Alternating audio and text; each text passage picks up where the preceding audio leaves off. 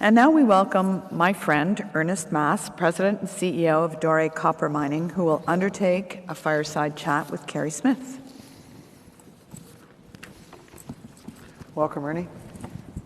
Hi. So while Ernie's coming up, I'll just make, again, I have to make this little forward-looking statement, just that I'm a senior analyst with Haywood, and Haywood's a member of the Canadian Investor Protection Fund. And just to caution everybody on anything that I say. Am I mic'd up? And seek advice. Yeah. And in terms of Dore Copper, Haywood's actually done some business with Dore in the past 24 months as well. So I just want to make people aware of that as well. Ernie, welcome. Nice Great to be here. Nice to see you. So Ernie, do you want to give maybe people initially just a bit of an update on what you're doing with Dore? We cover Dore, obviously Pierre Vaillancourt, one of our analysts, covers it. So we're pretty familiar with it, but maybe people in the audience that aren't aware of what you're doing with this project, and maybe if you want to show a couple of slides, we can certainly do that. That's fine as well, just to give people a bit of an update. Okay, what we're looking to do is the revitalization of the Chibougamau mining camp. Chibougamau is located about a 5.5-hour drive from Quebec City and 500 kilometers due north of Montreal. The camp was in operation from the 1950s till 2008. And it was being run under Campbell Resources. So we're looking at the restart of the camp. This includes starting up a few of the mines, as well as the Copper Rand mill. We just finished the PEA, and the PEA highlights how we plan on doing the restart. Our work since 2017, when we acquired the properties, has been focused principally on exploration. We've had great success at the Corner Bay property, expanding it, and that's our cornerstone property. We also have two other properties that are in the PEA. We transport the ore to the Copper Rand mill, where we mill it, and we're actually reutilizing a good portion of the mill, and we're reutilizing a tailing space. So this is a real ideal brownfield opportunity where we're taking advantage of the infrastructure that's in place. Being very close to the town of Chibougamau, this is not a remote project. It's going to be a commute-type project, and that's going to help us quite a bit with operating capital costs and make the permitting slightly easier. And the PEA, I'm not sure if you have a slide maybe on the PEA, but it had some pretty reasonable numbers in it. Perhaps you can maybe just give people an update on the returns, the production profile, that sort of stuff. Yeah, so I'm just going to go quickly to the PEA slide. So this is one of the slides here. So this shows kind of the layout of the area, where we have a number of properties in the area, and all of our properties are located within 60 kilometers of the mill, and they're connected to the mill via existing logging roads or the Quebec highway network.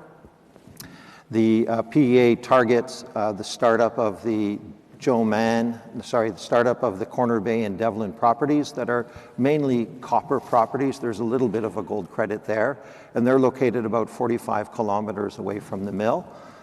The numbers for the PEA were $180 million initial capital cost. That includes the startup of the Corner Bay mine, the Devlin mine, new power infrastructure to the Corner Bay and Devlin properties, the refurbishment of the mill, a new sorting facility, our tailings filtration, and the preparation of dry stack tailings on top of the existing tailings facility. We have a production of 53 million pounds per year of copper equivalent as an average over the life of the mine. The all-in sustaining cost is $2.24 US per pound of copper. So we're going to have a very good margin, and that all-in sustaining cost also includes our concentrate transport treatment costs, as well as it includes a closure cost. So that's going to be obviously back-weighted. So when we're in actual operation, the all-in sustaining cost average should be lower. The rate of return of the project after tax, 193 million Canadian, and an IRR of 22.1%. That was done at a 24-month trailing average copper price of $3.75. The gold is not really too big an element in the economics of the project. The gold revenue is about 10 to 12% of the overall revenue. However, that could increase under different scenarios depending on our exploration success. with some of the properties that we have that are much more gold weighted. We did not include silver in the economics because we don't have silver in the resources yet, but we have about 15 to 20 grams silver at the Corner Bay property.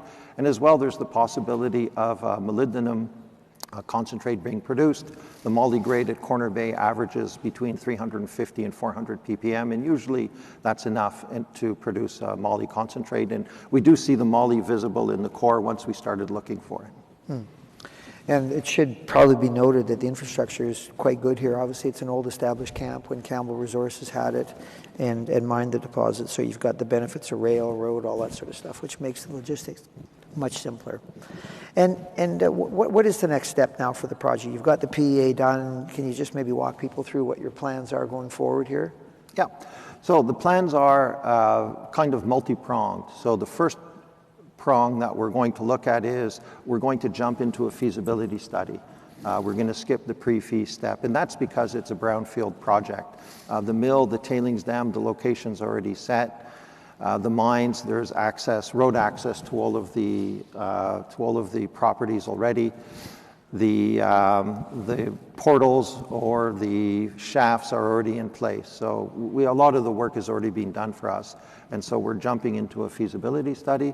So that's one of the prongs. The second one is the starting of the permitting process. We've already done the fall baseline study. We're currently doing the spring baseline study, and then we'll do the summer baseline study. And that's going to allow us to then submit the permit for authorization. And then the third one is continued exploration. And the continued exploration is on a couple of properties. Let me so at the Corner Bay property, here you see a view of the Corner Bay site in 2008 and the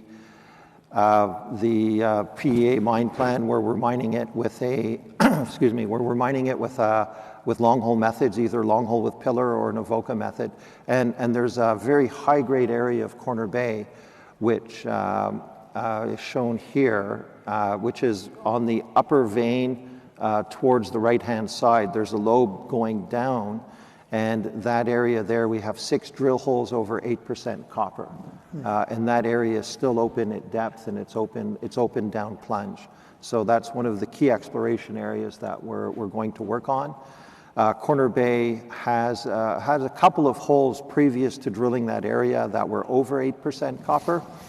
And the average grade of the deposit is 3% copper. So that makes this deposit probably one of the highest grade copper deposits in North America.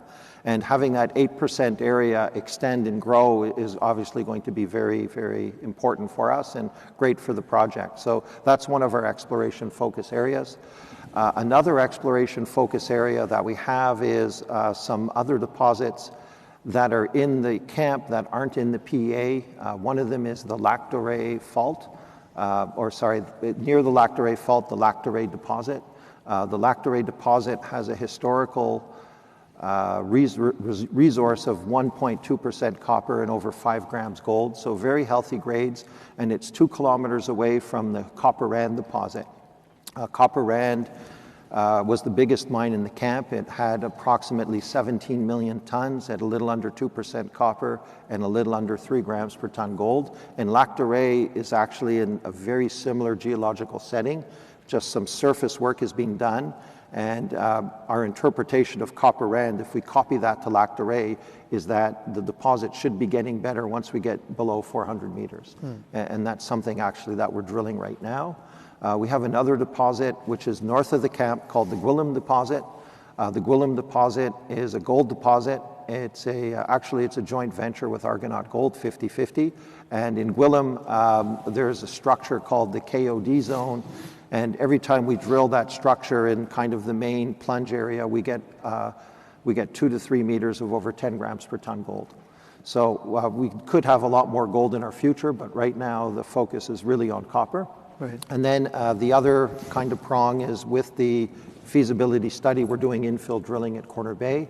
We've currently completed 28,000 meters so far this year. We've got about 20,000 meters left to go. And with that, we'll bring the Corner Bay resource up to indicated, which is what we need for the feasibility study.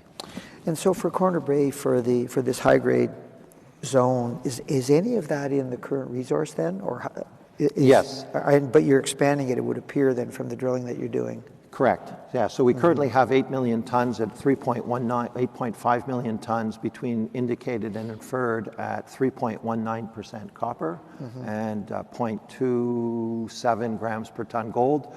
Not in the resources, the silver, which is about 15 to 20 grams, and then the molybdenum as well. However, the deposit is still open in that key area. It's also still open at depth. However, we're getting over 1,000 meters deep, so we're not going to do any more drilling at depth in the current phase. Right.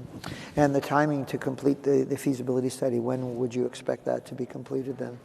We expect that to be completed in the, I'm just going to jump around here a little bit more. Yeah, we expect the feasibility study to be completed towards the end of next year. Okay. And then we expect the permits to come in for the deposit, for the project in 2024, and at which point, after completing the feasibility study, we can look at the financing for the construction of the project, get the permits in, and then start the construction of the project in 2024.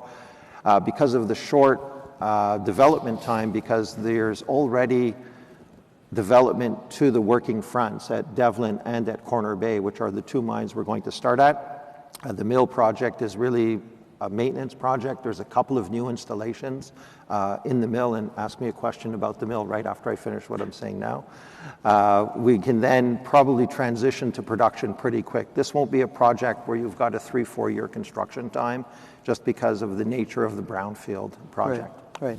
And because you have so much infrastructure in place already, have you done a loose estimate as to what capital that saved you or that will save you in this process? I mean, I presume it's got to be north of $100 million, but maybe you can give people a sense of how much you think you will save in this construction process because of the infrastructure that exists. I think with the current project startup that we have, we're saving, as you said, a little bit north of $100 million with the building of this project, and that would include the road network that already exists. It would include the power lines we already have to the Copper Ranch site and the Joman mine. That would include the underground development that's already done. It would include the mill building as well. Right. And there's possibilities of utilizing more of the infrastructure in the future. So for instance, the Dore deposit that I just mentioned, if that ever becomes a mine, there's already a double ramp getting into the deposit. If we ever go back to the Copper Ranch mine, there's already a shaft down to 4,000 feet. So that is other infrastructure we can take care of. Another big part of the infrastructure equation is the tailings dam. And I'd like to just go back to that and tell people what we're doing with the tailings, and it becomes quite apparent how we take advantage of the infrastructure here. So this tailings facility is the Copper Ranch tailings facility. It was built in the 1970s, and the previous operators essentially carved out a portion of Dore by implementing a dike with a clay core, connecting different islands, and it's been there since the 1970s. We currently sample the water coming away from this structure on a weekly basis, and the water quality is fantastic. We currently have that polishing pond fully stocked with fish as well. And so going forward, we had a couple of options of how we're going to manage the tailings for this project, and what we decided to do was use the existing beach as a support for a dry stack tailings facility. That way we don't encroach at all upon the existing dikes, so there's no geotechnical questions regarding the existing dikes. Any runoff from the dry stack facility we'll treat in a water treatment plant, and then the water will go into the existing polishing pond. So here we can say we have almost zero impact on the environment with our tailings facility, which obviously is going to play well with our discussions with the community and with the regulators for permitting. Right. And so this is located 1.5 kilometers from the mill, so we plan on putting the filter at the mill, and then we'll truck the tailings to this facility for dry stack purposes. So a really low impact tailings implementation here. And you have the only mill in the camp, really. Is there any consolidation opportunities? Are there other assets out there that you don't control today that would be truckable? I mean, once you're up and running, obviously that's going to be an opportunity for you to grow, obviously. Correct. So there's about 5 or 6 companies exploring for high-grade copper gold deposits or copper base metal gold deposits in the area. And definitely those companies are future consolidation opportunities. One of the things we're doing in the project is we've put in an ore sorter at Corner Bay, and the ore sorting will reject about 50% of the mine material. In Corner Bay and both Devlin, we have a mineralogy where it's massive or semi-massive sulfide, and the host rock or the waste rock is essentially barren. So it's a great candidate for ore sorting.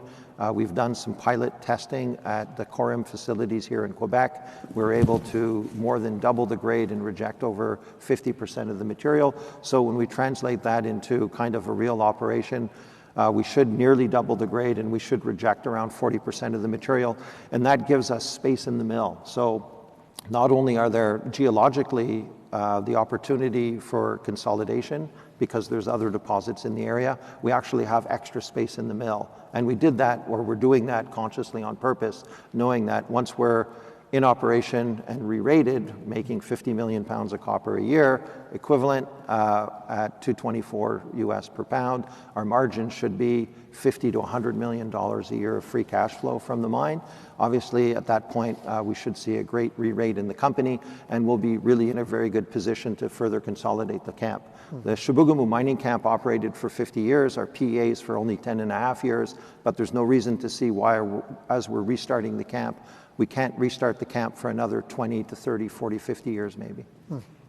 And what's your longer term vision for DC Copper and Gold? And what do you want to try and build this company into?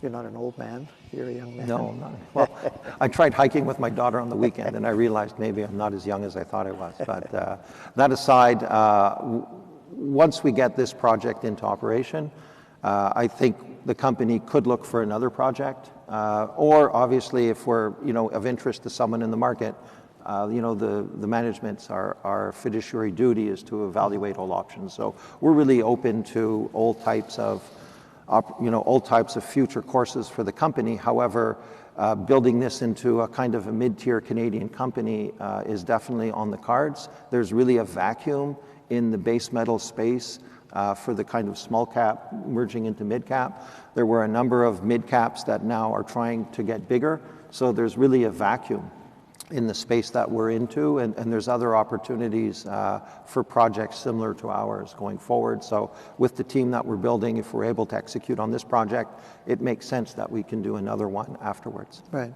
And what is the budget to get to the completion of the feasibility study in total dollars, millions, and what does your balance sheet look like today, just to give people a sense? Yeah, so the balance sheet right now is we have about $6 million of working capital. To get to the end of the feasibility study, we need about $10 million, and that includes some exploration drilling on top of it. Right. So we are planning a relatively small financing in the coming months in order to make sure we're funded to the end of the feasibility study. Right, okay, is there anybody that has a question for Ernie in the audience?